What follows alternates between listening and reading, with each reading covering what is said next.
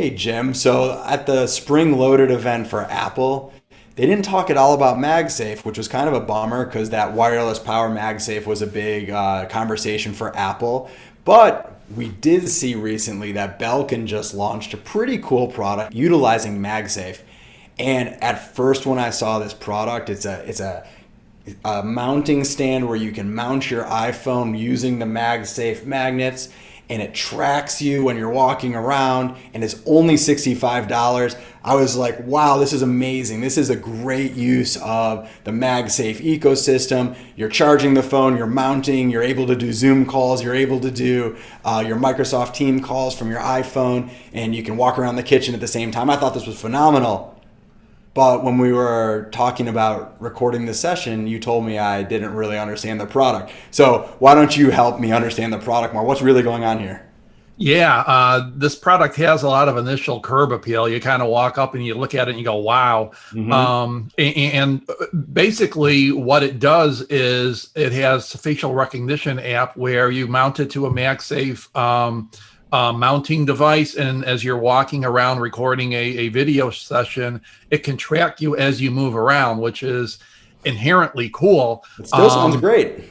First implementation I thought of is, man, this is sort of a neat, phone charger that can do all this kind of stuff. And then you sort of read below the top line there, and it's like, it's not a phone charger. A matter of fact, it doesn't even plug into the wall. It just works off of AA batteries. You put, I think, 3 AA batteries in it. What it does do is it does track. It can follow you around 360 degrees as you're moving. It can tilt up 30 degrees, down 15 degrees. So that's all pretty cool.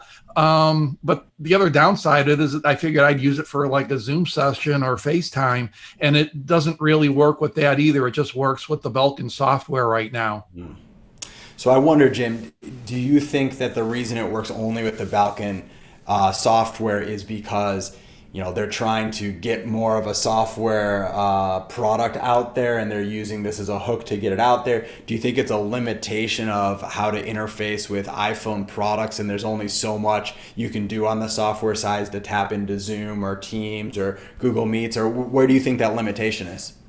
I think the limitation is they wanted to get something out in the market quickly, and that was the best way to do that. I think over time there can be agreements with the various companies where this can expand. So, like many products that are new in emerging technology, get it out there first, and tweak it as you go, and it'll get better over time. Right, so a real minimum viable product, an MVP here. And I would say a really cool starting point. There are ways that we think that they should improve it. I would love to see it work with Zoom. I'd love to see it work with Google Meets. I'd love to see it work with FaceTime, since it's an Apple product.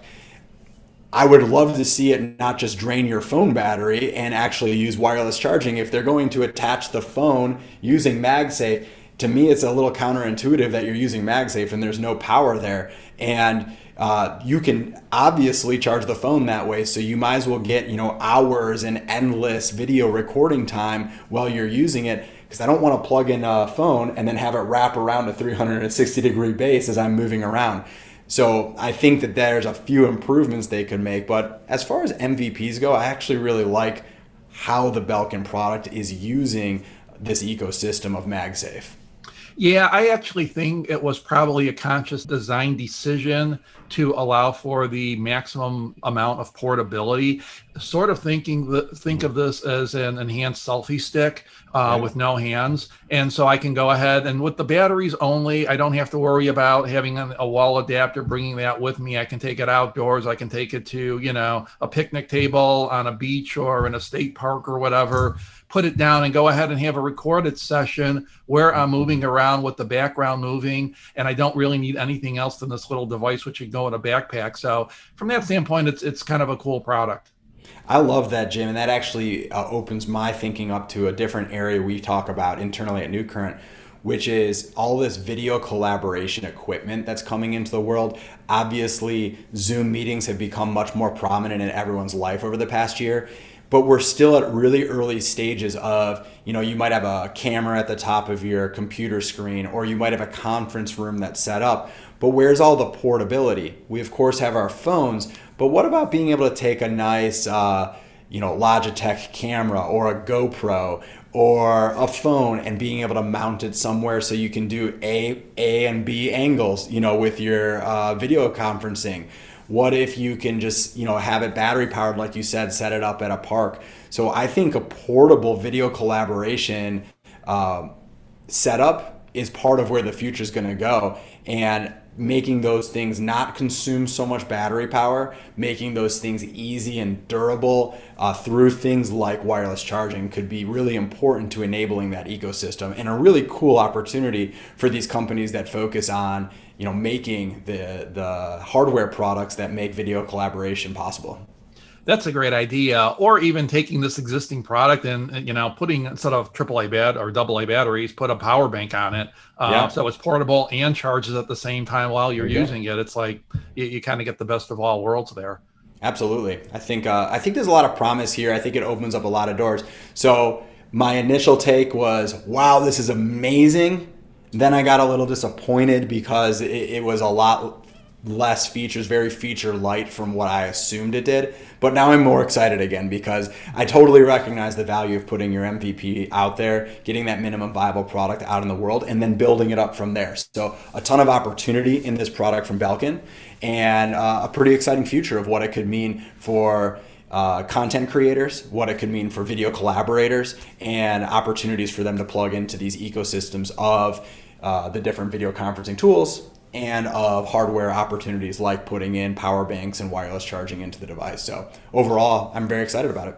Yeah, I think what we've seen time and time again in the internet age is somebody putting something out there without even them realizing what all the possibilities are, and let the content creators figure it out on their own. And they're going to go in directions that the original designers never thought was even possible, or even, they didn't even think about it. So that's pretty cool. Yeah, it's crowdsourcing your development, and there's a lot of ideas out there. Even if you're the smartest person in the room, it's much better to get your ideas from the consumers, the people that are using it, especially if they can use it in novel ways. So again, great idea to get the MVP out there and then see where it can go. So thanks for your input on this topic, Jim. Thank you.